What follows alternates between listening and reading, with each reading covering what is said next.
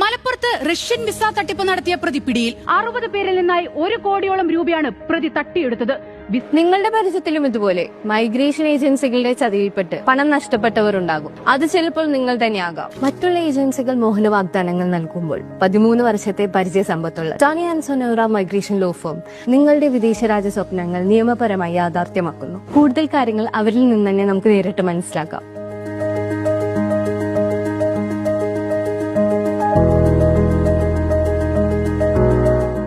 ഒരു സാധാരണക്കാരന് scam identify ചെയ്യുന്നത് എളുപ്പമല്ല. കാരണം ജെനുവിൻ ആയിട്ടുള്ളവരും ഫേക്ക് ചെയ്യുന്നവരും പറയുന്നത് അവർ ജെനുവിൻ ആണെന്നായിരിക്കും. അപ്പോൾ നമ്മൾ Tony and Sonora migration law firm മാത്രമാണ് ജെനുവിൻ, മറ്റുള്ളവർ സ്കാം ആണ്, അതല്ല പറയാൻ ശ്രമിക്കുന്നത്. നമ്മൾ ക്ലയൻസിനെ ഇവിടെ എഡ്യൂക്കേറ്റ് ചെയ്യുന്നതാണ്. എന്താണ് ശരി, എന്താണ് സ്കാം എന്ന് പറയുന്നത്. അതിന് വേണ്ടിയിട്ട് നമ്മൾ ചെയ്യുന്നത് എന്താണെന്ന് വെച്ചാൽ, ഇപ്പോൾ കാനഡ, ഓസ്ട്രേലിയ പോലുള്ള കൺട്രികളുടെ പെർമനന്റ് റെസിഡൻസി അതിപ്പോൾ Tony and Sonora migration law firm through ചെയ്താലും മറ്റേത് ജെനുവിൻ സ്ഥാപനം ത്രൂ ചെയ്താലും അതിന്റെ പ്രോസസ് ഒന്ന് തന്നെയാണ്. ഓസ്ട്രേലിയൻ ഗവൺമെന്റ് അല്ലെങ്കിൽ കനേഡിയൻ ഗവൺമെന്റ് വിളിച്ചാലേ അവർക്ക് പോകാൻ പറ്റത്തുള്ളൂ. അല്ലാതെ ഒരിടത്തു നിന്ന് കിട്ടുന്ന ഇൻഫർമേഷൻ മറ്റിടത്തു നിന്ന് കിട്ടുന്ന ഇൻഫർമേഷൻ രണ്ട് അത് ഇമ്പോസിബിൾ ആണ്. അതുപോലെ തന്നെ ഈ യൂറോപ്പ് വർക്ക് വിസാസ് ചെയ്യുന്ന ഒരുപാട് ഫോംസ് ഉണ്ട്. അപ്പൊ അതിലെന്താ റിയാലിറ്റി? VFS ത്രൂ അപ്പോയിന്റ്മെന്റ് നമ്മൾ എടുത്തു പോകുമ്പോൾ എല്ലാ കൺട്രീസിലേക്കും ഒരു എൻട്രി ഡിഫിക്കൽട്ടീസ് ഉണ്ടായിരിക്കും അല്ലെ. അവർ അത്രയും സ്ട്രിക്റ്റ് ആയിട്ട് അത് മോണിറ്റർ ചെയ്യുന്നുണ്ട്. അപ്പോൾ നമ്മളൊരു വർക്ക് വിസയ്ക്ക് അങ്ങ് എൻട്രി ചെയ്യുന്നത് ഈസി അല്ല. അതിൽ റിജക്ഷൻ ചാൻസസ് ഉണ്ടോ, ഉണ്ടെങ്കിൽ ഒരു 90% റിജക്ഷൻ ചാൻസസ് ഉണ്ട് എന്നുള്ളത് ആദ്യം മനസ്സിലാക്കുക. അപ്പൊ ഇങ്ങനെയുള്ള കാര്യങ്ങൾ, ആ റിസ്ക് ഒക്കെ നമ്മൾ കൃത്യമായിട്ട് ക്ലയൻസിനെ എഡ്യൂക്കേറ്റ് ആണ് ചെയ്യുന്നത്.